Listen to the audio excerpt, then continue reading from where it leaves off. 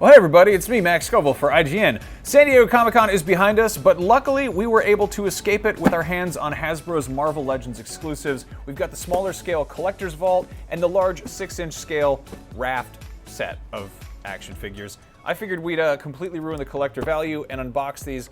Let's get started by just kind of breaking down who's in here. The collector, might remember him as Benicio del Toro's character in Guardians of the Galaxy, is kind of a weirdo who lives in space and collects oddities of the Marvel Universe. In this case, we've got Moon Boy, Howard the Duck, Lockjaw, the big inhuman dog, Cosmo, the space dog, and then you've got the Zodiac Key and a cask of ancient winners and a wand of Watum. Like, I like Marvel, but this is clearly some deep cut material. That said, I think it's pretty cool. We've got a nice little Howard the Duck figure. So one thing that's really nice about the Raft box is you can actually fold it open, and there are these little Velcro tabs on the ends here, so you can hold it open, and it's got some wonderful box art. So, you know, if you're the kind of person who likes to keep stuff packaged, that's a great way to display it. I, however, need to bash my toys together in the backyard, so I tend to take them out of the box. Okay, so first things first, here's the Collector's Vault. You've got the Collector, who's got plenty of articulation, though I will say on this scale the joints are a little bit tight. He's holding up the Wand of Watum partially because it looks cool, but also because I couldn't get his shoulder joint to bend and I don't really want to break him. Really nice paint detailing on this. Cosmo here is lovely, but isn't remotely articulated. He's just sort of like just a dog in a spacesuit, so if you're into that, there you go. Lockjaw, on the other hand, can move his little mouth. Not a very tight joint, so if you want to pose him with his mouth closed, you're gonna have to really jam it shut there.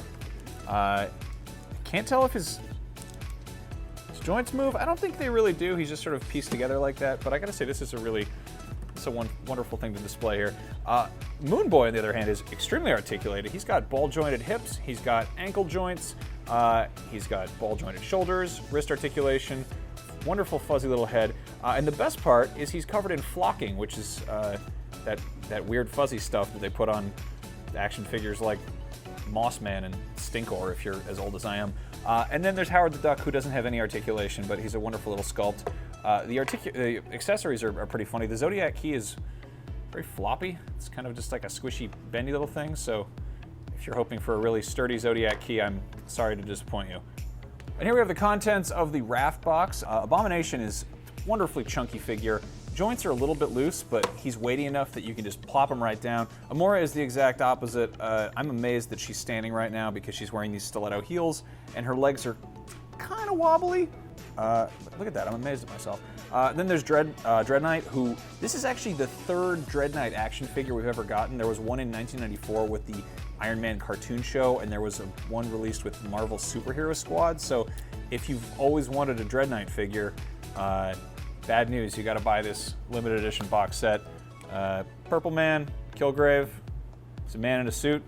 Sandman, I'm a little bit disappointed we didn't get, like, you know, Sandman with like a hammer hand or like a cool sand hand of some sort. So he just sort of looks like a very dirty construction worker. Spidey, I wish I could tell you exactly which Spidey this is. I can't tell if it's a brand new sculpt or not, but you know, they've made quite a few super articulated Spider-Men in the last 15 years or so. Marvel Legends continue to be Marvel Legends, and it's nice to see that they're still catering to collectors at both scales. Yeah, if you're looking for these, check eBay, check your local comic shop, and expect to pay a little bit more than they were on sale for on the show floor.